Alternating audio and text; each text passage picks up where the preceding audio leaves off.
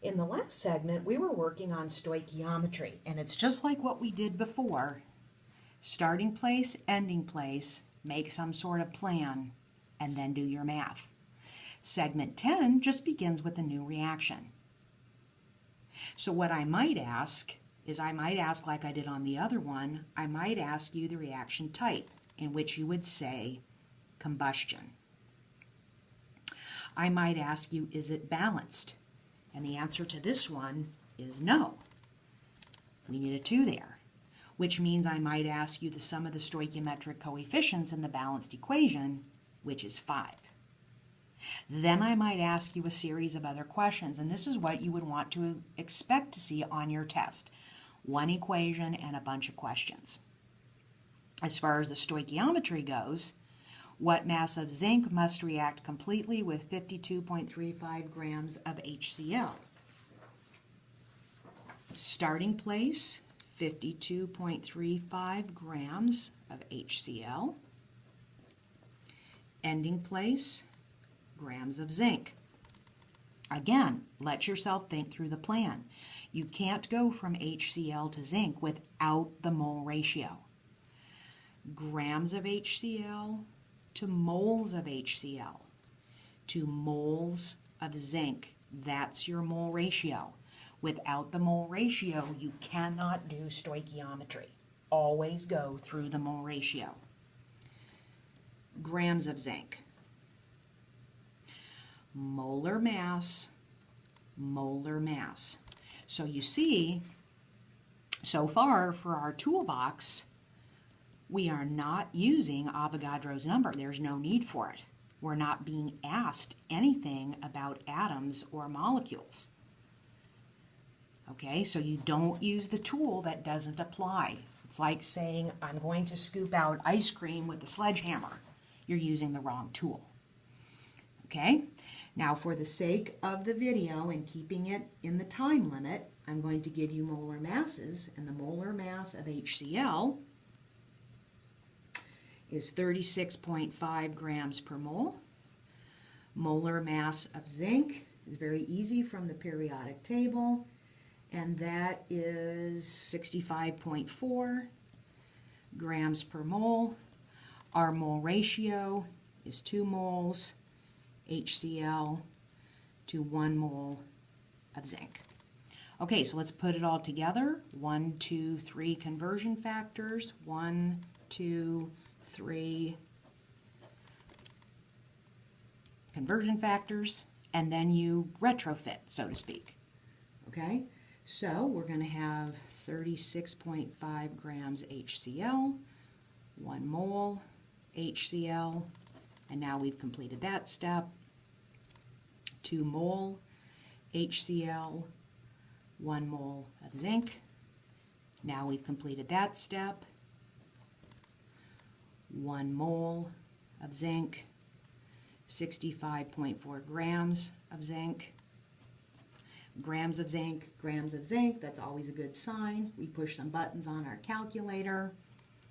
46.9 grams of zinc.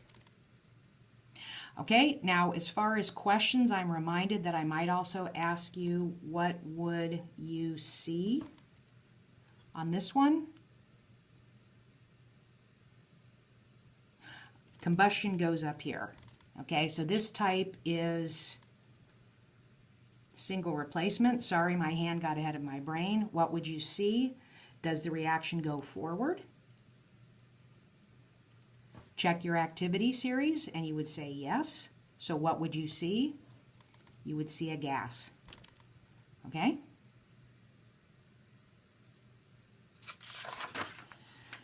Page 16. More of the same. Okay, so let's balance.